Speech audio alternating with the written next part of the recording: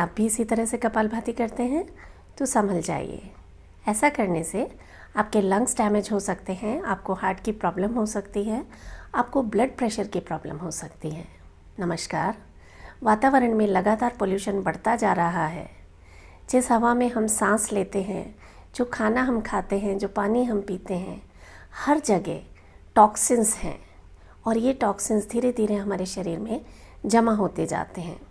इन toxins के कारण हमारा शरीर बीमार रहने लगता है, हमारी रोगों से लड़ने की क्षमता यानी इम्यूनिटी कम होने लगती है।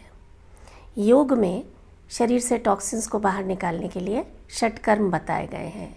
6 षटकर्म हैं जो शरीर की शुद्धि करते हैं: धोती, बस्ती, नेति, नौली, त्राटक और कपालभाति। आज हम बात कर रहे हैं कपालभाति की। बहुत ही सुंदर प्रैक्टिस है जो आपके शरीर से सारे टॉक्सिन्स को बाहर निकाल देती है, लेकिन ये तभी होगा जब आप सही तरीके से इसका अभ्यास करेंगे। कपालभाति, शाइनिंग स्कल, ये ना सिर्फ आपके चेहरे पर चमक लेकर आती है, आपके ललाट पर एक आभा नज़र आने लगती है, बल्कि ये आपके मस्तिष्क को भी तेज़ बनाती है। आपके साइनसेस क्लियर हो जाते हैं, कफ संबंधी, वात संबंधी सारे रोग ठीक हो जाते हैं, आपका मेटाबॉलिज्म हाई हो जाता है, वेट लॉस होता है, आपका डाइजेशन बहुत अच्छा रहता है, कॉन्स्टिपेशन यानी कब्ज़ की प्रॉब्लम नहीं होती है।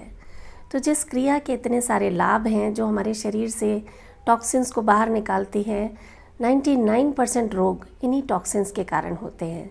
तो क्यों ना इस क्रिया को हम ठीक से सीख कर इसका अभ्यास करें।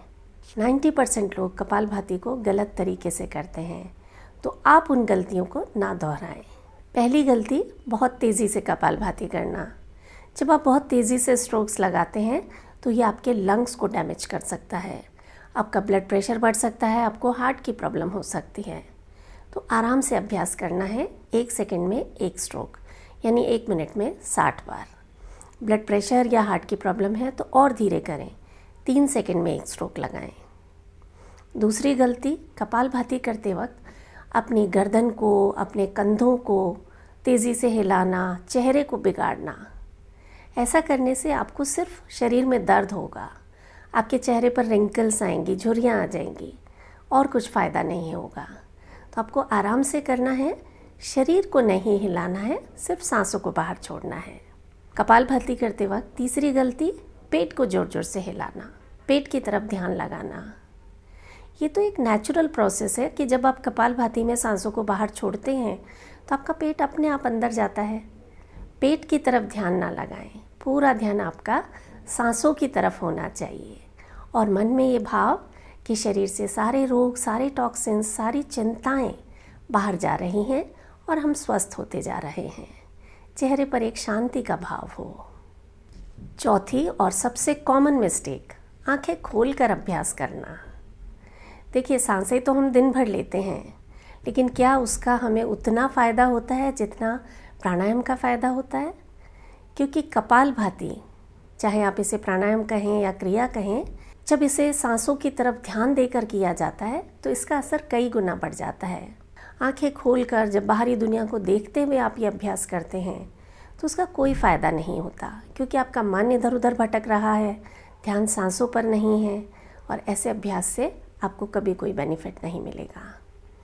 तो पूरा ध्यान आपका आंखें बंद करके सांसों की तरफ होना चाहिए। एक चीज़ का ध्यान रखें, कपालभाति का अभ्यास हमेशा सुबह के समय करें, खाली पेट, क्योंकि कपालभाति आपके शरीर में बहुत एनर्जी भर देता है। अगर आप इस अभ्यास को शाम के समय करेंगे तो हो सकता है आपको रात को नींद ना आए। फिर भी अगर आपका लाइफस्टाइल ऐसा है कि आपको सुबह टाइम ही नहीं मिलता, शाम को ही अभ्यास करना पड़ता है, तो कपालभाति के साथ अनुलोम विलोम ज़रूर करें।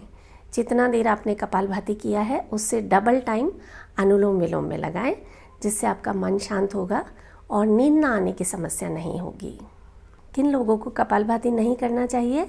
जिन्हें स्लिप डिस्क की प्रॉब्लम है, हर्निया है, अल्सर है, मोतियाबिंद है, कान संबंधी कोई समस्या जैसे कानों में पीप का आना, पेसमेकर लगा है, स्टेंट्स लगे हैं, हाल ही में कोई सर्जरी हुई है, एपिलेप्सी, मिर्गी की प्रॉब्लम है, चक्कर आते हैं, तो आप कपालभाति ना करें। पीरियड्स के दौरान और प्रेगनेंसी में महिलाओं को ये अभ्यास नहीं करना चाहिए। इसके अलावा जिनको बीपी या हार्ट की प्रॉब्लम है वो इसे बहुत आराम से करेंगे, धीरे धीरे करेंगे। 3 सेकंड में एक स्ट्रोक लगाएं और हो सके तो योग्य गुरु के डायरेक्ट ऑब्जर्वेशन में इस अभ्यास को करें। तो जब आप सही तरीके से सीख कर कपालभाति करेंगे तो इसके अनगिनत लाभ आपको मिलेंगे। आइए कुछ राउंड्स मेरे साथ प्रैक्टिस करें और सीखें कि सही तरीके से कपालभाति कैसे की जाती है। आप आराम से बैठ जाएं, ज़मीन पर बैठ सकते हैं तो ज़मीन पर, नहीं तो चेयर पर बैठकर भी आप इसका अभ्यास कर सकते हैं।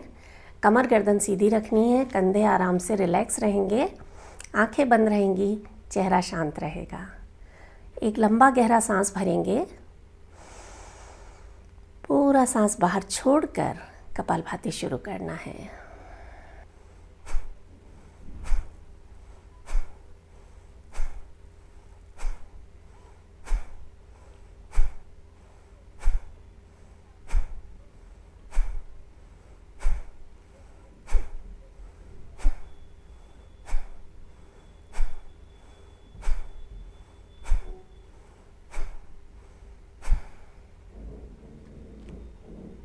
रिलैक्स। इस तरह से आप रोज़ाना कम से कम 10 मिनट कपालभाति का अभ्यास करें। अगर आप शुरुआत कर रहे हैं तो 2 मिनट से शुरुआत करें और धीरे धीरे अभ्यास को 10 मिनट तक बढ़ाएं। इस तरह से सही तरीके से सीख कर जब आप कपालभाति करेंगे तो 99% रोगों से आपको छुटकारा मिलेगा, क्योंकि ये टॉक्सिन्स ही तो हैं जो शरीर में रोगों का कारण बनते हैं।